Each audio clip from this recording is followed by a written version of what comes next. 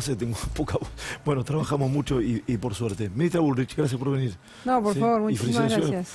Y felicitaciones por el triunfo. Muchísimas gracias. Tengo que ir de lleno a la coyuntura, le quiero pedir una mirada con esto. Usted en reiteradas ocasiones ha hablado de narcotráfico y está la cercanía que tenemos en Argentina con lo que ha pasado con el operativo Bandera en Rosario.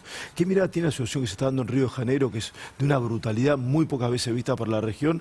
La policía local de Río de Janeiro entrando a sangre y fuego a dos de las principales favelas bueno, de aquella provincia, de aquel estado. Bueno, el tema es que Brasil ha tenido un problema que en el 2010 lo había solucionado de una manera bastante inteligente, un plan de pacificación, con policías de pacificación en cada favela. Hay un dato histórico, que en el año 2011 aterrizó un helicóptero con el presidente Obama de los Estados Unidos en la favela Cidade de Deus, sí, que es una favela similar a donde entraron hoy, que es la favela Alemão. Y luego, lamentablemente, por cuestiones políticas, se abandonó ese plan de pacificación que realmente había dado un resultado enormemente importante en las principales favelas de Río de Janeiro. Y comenzó una organización de dos grupos principales, el primer Comando Capital y el Comando Vermelho, dos grupos que en un momento llegaron a tener el control total y absoluto de las prisiones en Brasil, de las prisiones en Paraguay, donde hay mucho Comando Vermelho y primer Comando, sí, Capital, y a partir de ahí utilizaron las cárceles como un modelo de organización criminal, con una violencia absoluta y total. Salían con ametralladoras y mataban gente en el centro de San Pablo. Bueno, y a partir de ahí se decide una nueva estrategia de combate. Dejan la política de pacificación, que había sido muy exitosa en Río de Janeiro. Yo la fui a ver, la conocía, la experiencia. Y comienza estas dos organizaciones, que Argentina las ha declarado narcoterroristas. Nosotros las tenemos declaradas. El primer Comando Capital y el Comando Vermelho son organizaciones narcoterroristas por Argentina. Sí, son narcoterroristas, porque tienen todo un sistema. ¿Alguna vez penetraron en la Triple Frontera sobre todo nosotros tenemos en la Argentina 39 detenidos brasileros, de los cuales 5 son del Comando Vermelho y unos 7, 8 son del primer Comando Capital. Hemos tenido un control muy estricto de estos detenidos. ¿Están alojados en prisiones argentinas? Sí. Tenemos digamos, personas que las tenemos muy aisladas entre ellos para que no tengan ningún tipo de poder. No han logrado en las prisiones argentinas lo que sí lograron lamentablemente en otros países, además de Brasil, en Paraguay, que ahora está mejorando mucho Paraguay, pero tuvo un gran dominio de estas organizaciones en sus cárceles y en la frontera de Paraguay con Brasil. En Pedro Caballero, que realmente es una zona muy compleja. Probablemente la ciudad más peligrosa de Latinoamérica, ¿sí? Exactamente. Donde más periodistas han asesinado. Y bueno, a ver, hay dos teorías, ¿no? Está la teoría que nosotros no compartimos de la convivencia con el narcotráfico, de dejarlos manejar sus organizaciones, manejar las cárceles. Hay cárceles en Brasil donde los jueces no pueden entrar, donde los presos deciden no ir al proceso, lo llama un juez y no entran porque las cárceles están totalmente manejadas por el narco. La verdad que Bolsonaro avanzó mucho en recuperar a las cárceles, y en las favelas, el control que tienen de las favelas, que además son los lugares más altos, sí, claro, que es muy difícil entrar para las fuerzas. Por eso cada vez que deciden un operativo, los primeros que se enteran son los narcos, porque claro, están en los morros. Pero bueno, a ver, yo creo que Brasil tiene que tomar una decisión. Ahora, Patricia, decías que hay dos modelos, ¿sí? ¿En Argentina en algún momento hubo algún modelo que aspiraba a convivir con el narcotráfico? Bueno, yo creo que fue un modelo ingenuo. ¿Ingenuo? Sí, porque el rosarino del socialismo no fue un modelo de complicidad con el narco, fue un modelo, digamos, de dejar hacer. Ingenuo en el sentido de decir, bueno, lo mismo le pasó a Uruguay, que tiene una tasa de homicidios 3 veces más alta que la Argentina, con una política de decir, bueno, son chicos jóvenes que tienen que tener, son vulnerables, entonces los dejaron organizarse, fueron tomando territorio, manejando los clubes, reemplazando al Estado en tareas sociales, y con eso iban reclutando soldaditos y generando la primera organización de Rosario, que fue Los Monos, que siempre hay una entrevista muy interesante del jefe de Los Monos, Cantero, que dice, si a mí me hubieran dejado el monopolio del territorio, yo organizaba todo, porque tenía los equipos de fútbol, tenía los clubes, tenía esto, claro, todo, digamos, expandiendo el narcotráfico por todos lados. Hasta que vinieron rivales. Hasta que vinieron rivales y empezó la guerra. Entonces, una teoría es la teoría de la convivencia, que algunos países latinoamericanos la aplican. Prefiero no hablar de países porque después nos genera problemas de carácter institucional, o tenemos un nuevo canciller, no quiero que empiece con problemas. Y otra teoría como la nuestra, que es una guerra sin cuartel. Sí, y esa guerra sin cuartel que usted plantea en Argentina, ¿es parecida a la de Bukele, por ejemplo? Bukele tenía otro tipo de organizaciones, que son las maras, que tienen un nivel de violencia muy fuerte, parecida a los del primer Comando Capital y Comando Vermelho. Por ejemplo, para entrar al Comando Vermelho, el primer Comando Capital, hay ritos de iniciación. Los ritos de iniciación es matar a una persona. Claro. En esos ritos de iniciación digamos, tienen que demostrar que son capaces de utilizar la máxima violencia, de matar chicos, como pasaba en El Salvador, de si una mujer no le quería dar su casa, le mataban al hijo y se lo cortaban en pedacitos. O si no le quería dar a su hija también. Sí, o su hija.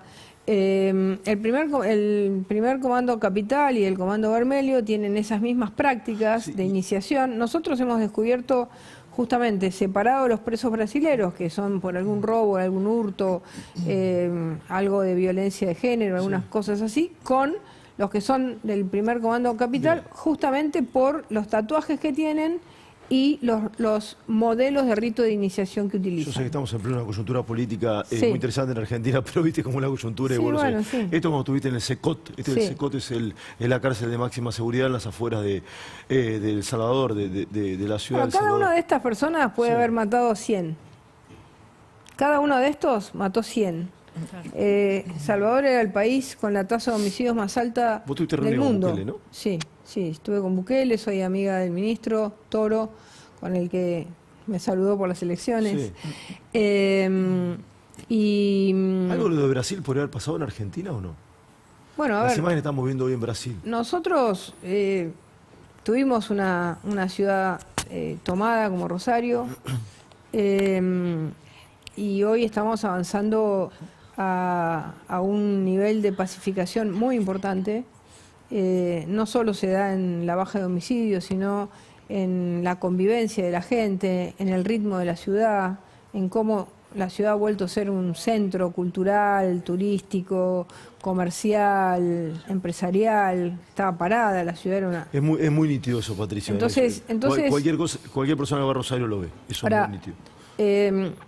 Uno puede condenar lo que pasó en Brasil. Bueno, si te toman el territorio, el Estado pierde toda soberanía sobre el país, en este caso sobre la ciudad de Río de Janeiro, que además es una ciudad importantísima para Brasil, porque es la ciudad más turística, una de las ciudades más turísticas del mundo. Fue sede de los Juegos Olímpicos, por ejemplo. Claro, bueno, ahí estuvimos muchos meses trabajando, un equipo de policías y de gendarmes argentinos trabajando en el centro de comando y control para controlar lo que podía llegar a pasar. Ahora, Patricia, hay porque bandas... te bajan bandas de narcotraficantes de una favela y te destruyen todo. Ahora, Patricia, en el conurbano bonaerense, ¿hay enquistadas bandas de estas características o no tanto muy exagerado decir esto? Bueno, a ver, yo creo que nosotros como país estamos mejor. Brasil ha aumentado muchísimo su tasa de homicidios. El único estado que ha controlado realmente, y el más grande, el que ha controlado y que en un momento tuvo una situación terrible, porque estas bandas salían a la calle y mataban paulistas como si nada. La única ciudad que ha controlado realmente fuertemente la violencia en Brasil es la ciudad de San Pablo, la ciudad más grande de Brasil. Sí, claro. ¿no? Es la segunda más poblada de América Latina después de México. Exactamente, realmente un trabajo excepcional. Bolsonaro avanzó mucho en el control de las cárceles, en que el servicio penitenciario vuelva a tener poder, en que los jueces entrasen de nuevo.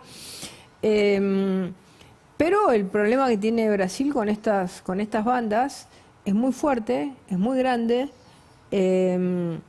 y habrá que ver, no conozco y no quiero hablar de más, si hay o no una discusión respecto a cómo combatirlas.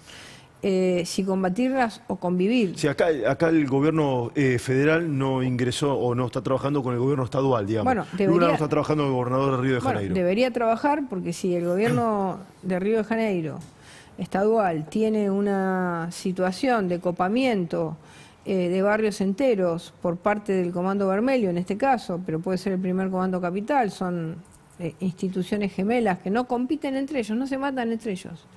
Se dividen el territorio y no se matan entre ellos, digamos, hacen extorsiones, secuestros, robos de bancos, además de narcotráfico. Son multipropósito, han ayudado a terroristas. Pero no se pelean entre ellos. No, han ayudado a terroristas. El año pasado tomaron 26 terroristas que estaban preparando un atentado de Hezbollah en Río de Janeiro, y tenían toda la infraestructura interna era del PCC, es decir que por eso nosotros la declaramos narcoterrorista a la organización. ¿Y el gobierno anterior también o no? No, nosotros lo hicimos. Nosotros los pusimos ahora en el REPET, que es el registro de organizaciones terroristas. Sí. ¿Armas como esta, por ejemplo, hay en el conurbano, Patricia, o no? Mira, en general nosotros encontramos armas bastante precarias en la Argentina, por suerte. Encontramos mucha arma tumbera, pistolas viejas. En un momento, hace una década aproximadamente, había muchas de estas armas que vos te recordarás que ha cambiado mucho ese sistema. En el sistema bancario iban los camiones de caudales con plata, perfecto. Y había bandas organizadas con ametralladoras y este tipo de armas y generaban desastres, mataban a todos los que iban en el blindado, a los autos de apoyo. Eso se terminó desde una buena represión a ese delito hasta que hoy el dinero se mueve electrónicamente. Sí, entonces virtual, también ha cambiado ¿No te molesta la palabra sistema. Represión? No, por supuesto, la represión al delito es la base fundamental del Código Penal. Hay que reprimir al delito. Sí, sí. Hablando del Código Penal, debería preguntar también si hay estas armas en la Ciudad de Buenos Aires, porque vos venís a ganar en la Ciudad de Buenos Aires. ¿Hay estas armas en Buenos Aires? No.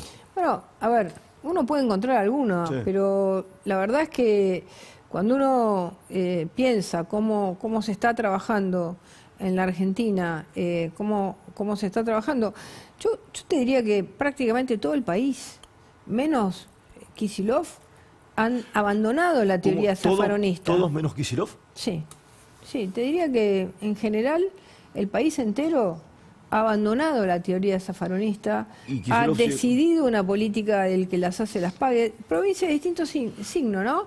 Vos podés tomar una provincia como Tucumán, que mejoró muchísimo los índices contra el narcotráfico, contra el narcomenudeo, de homicidios, bajó un montón. La teoría zafaroniana o zafaronista, ¿qué título le pongo? ¿Qué sería? ¿Garantista? ¿Abolicionista? No, el delincuente es producto de un problema social, entonces hay que comprenderlo Y mimarlo. Claro, y el pequeño J, en vez de ser un asesino de un triple femicidio, es una persona, como dijo una diputada del Frente Patria o de la Fuerza Patria, dijo, es una persona que no tuvo y no durmió en la misma cama que ustedes, calentita, Sí, no Natalia tuvo la Saracho misma dijo comida sobre, ¿no? calentita.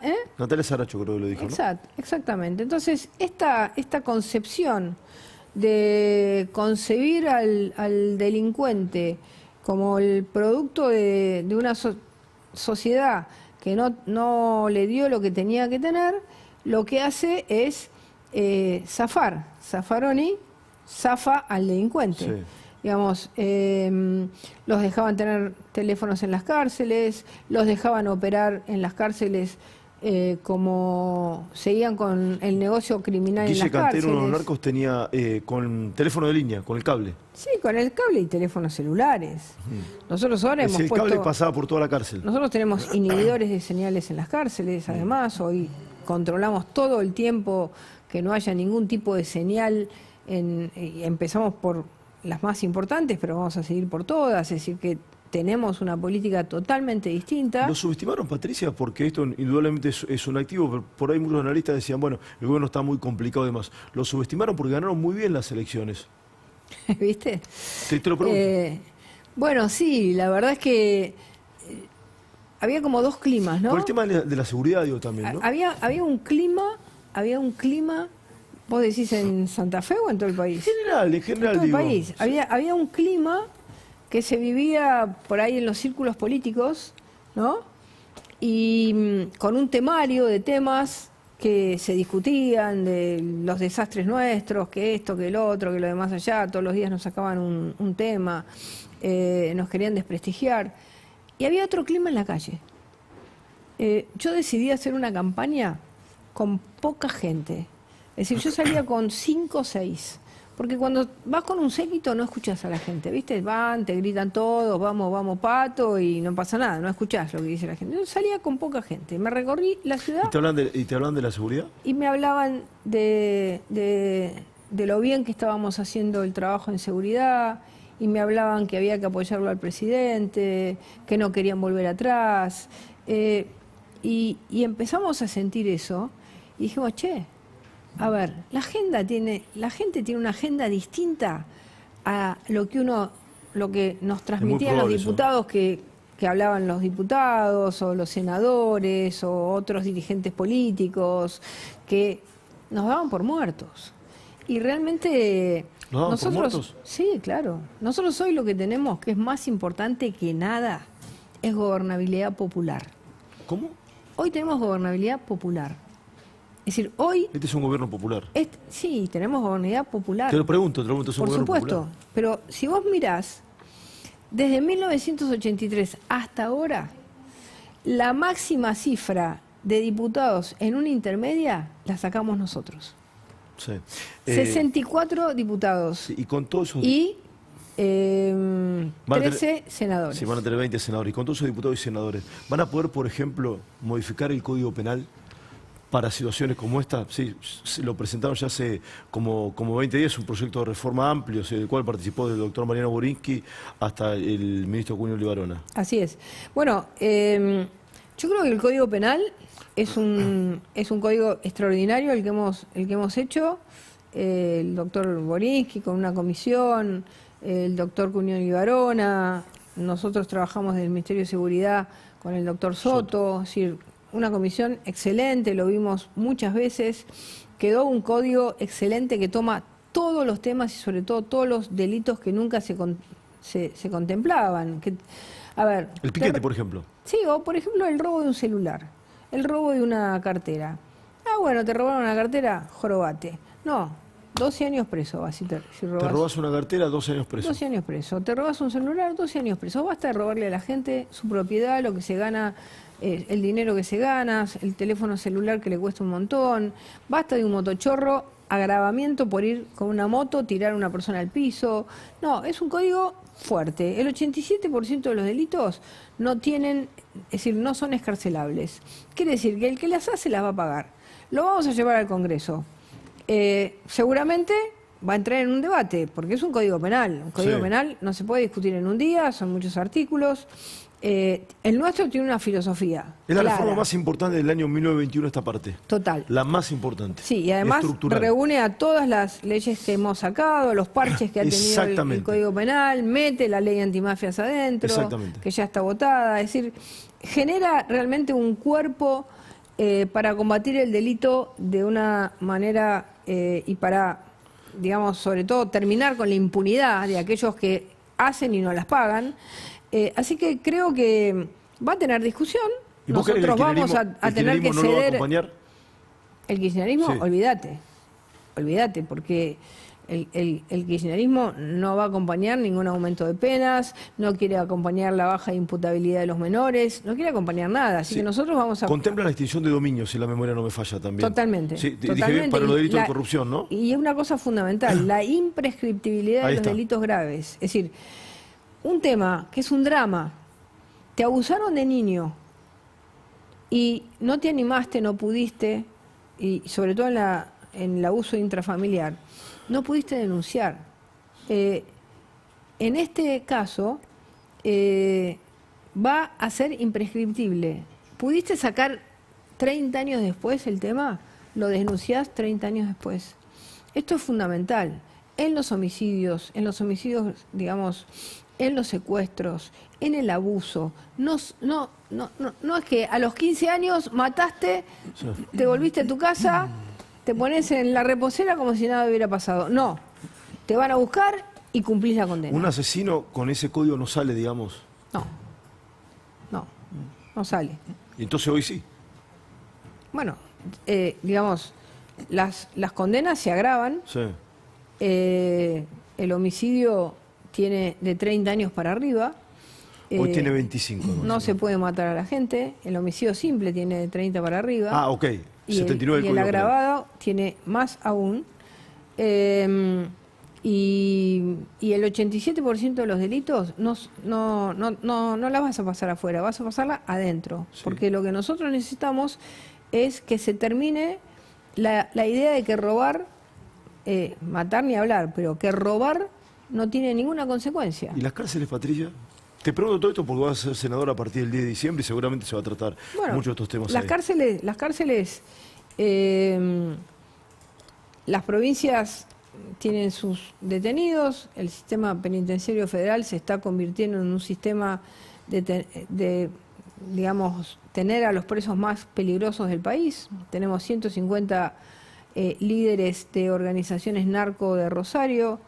Nos han pasado como 30 de la provincia de Buenos Aires, que adentro de las cárceles de la provincia de Buenos Aires intentaban manejar la cárcel. Nos han pasado presos de Córdoba, que eran también los narcos más peligrosos. Es decir, que estamos como convirtiendo al sistema de Chubut, el sistema federal, en un sistema de presos de largas condenas para que las cárceles provinciales, que son las que tienen los delitos, digamos, llamados ordinarios, que manejan las justicias provinciales, el robo, el hurto, puedan tener un menor nivel de violencia y no convivir con los más pesados. Y los más pesados, los sicarios, los asesinos, los secuestradores, los abusadores, a las cárceles federales. Ese es el modelo que tenemos.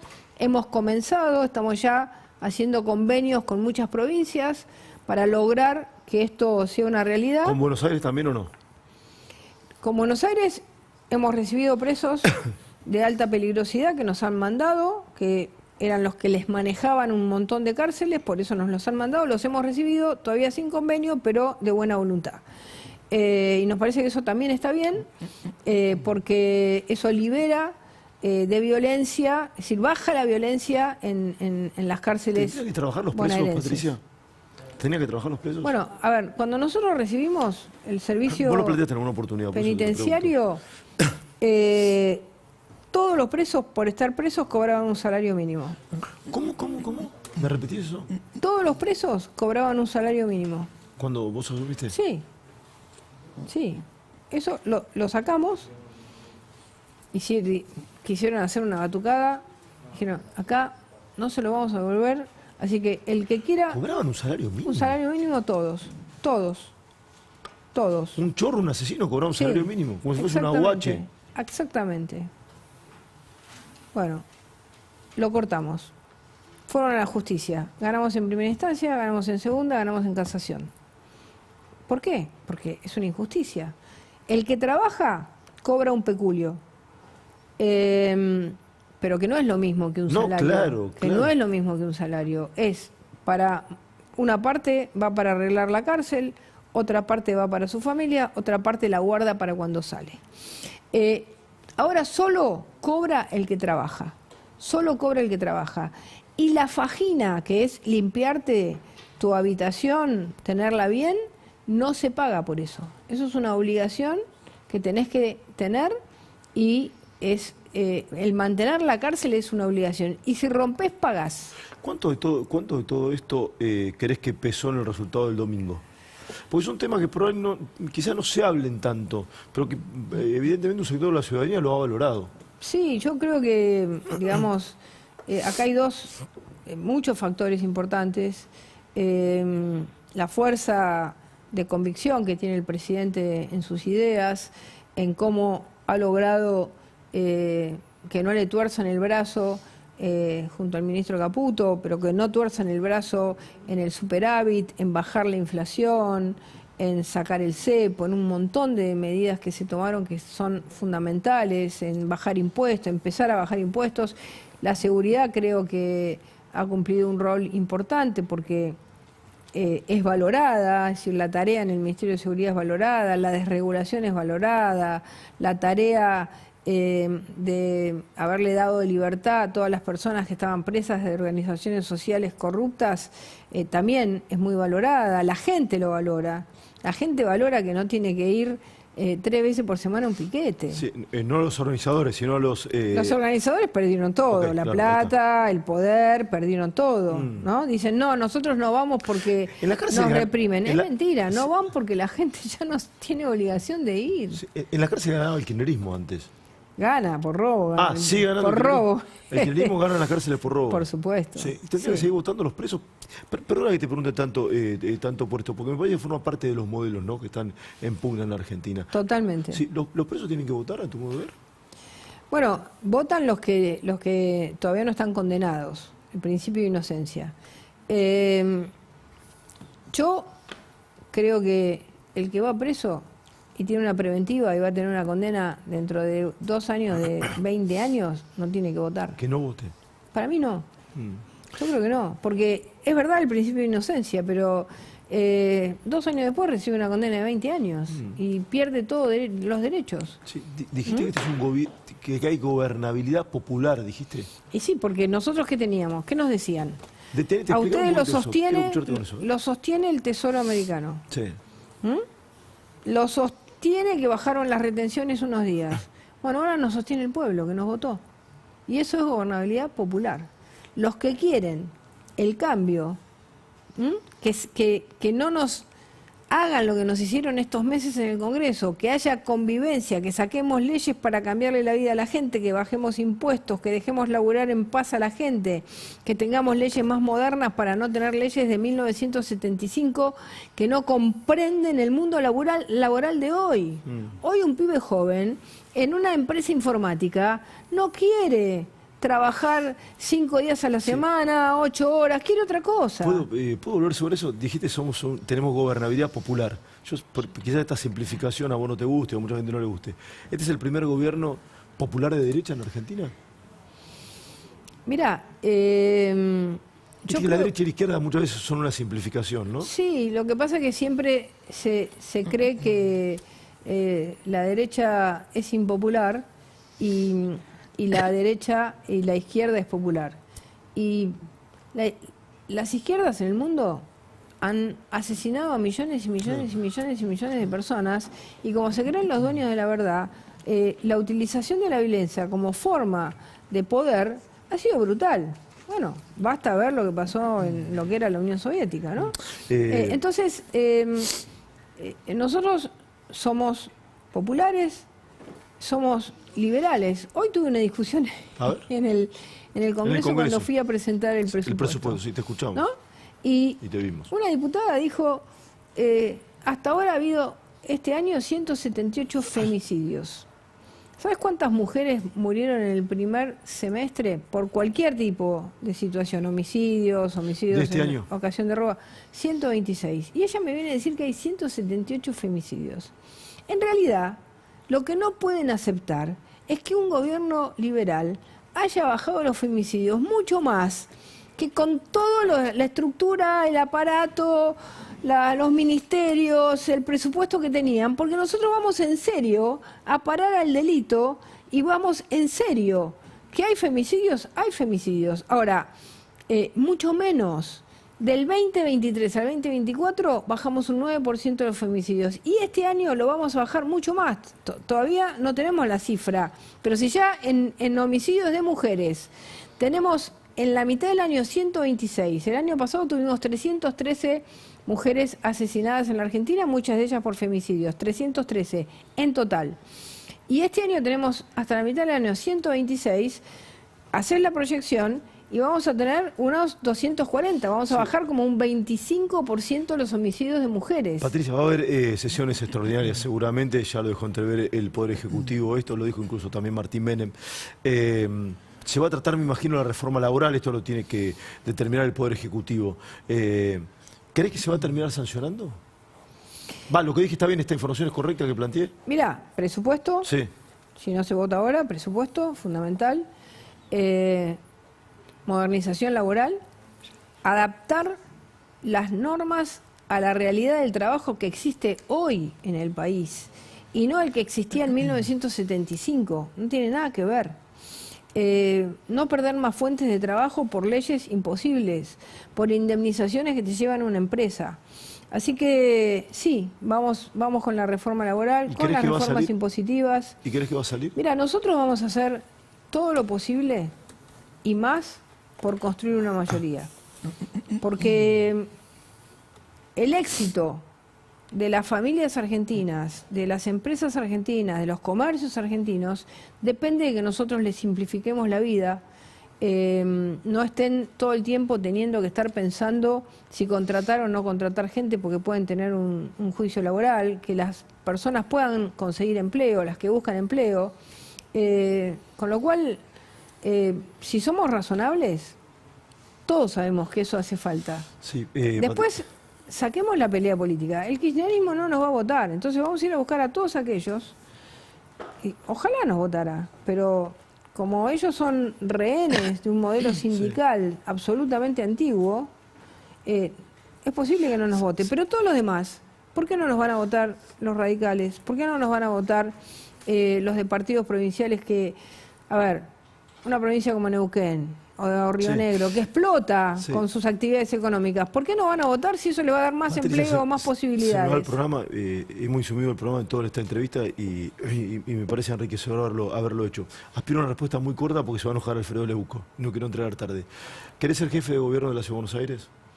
Ahora voy a ser senadora, a ver. Sí, ya lo sé, pero... por favor. No, yo pregunto. Digamos, no podemos... Hay que entender que ahora tengo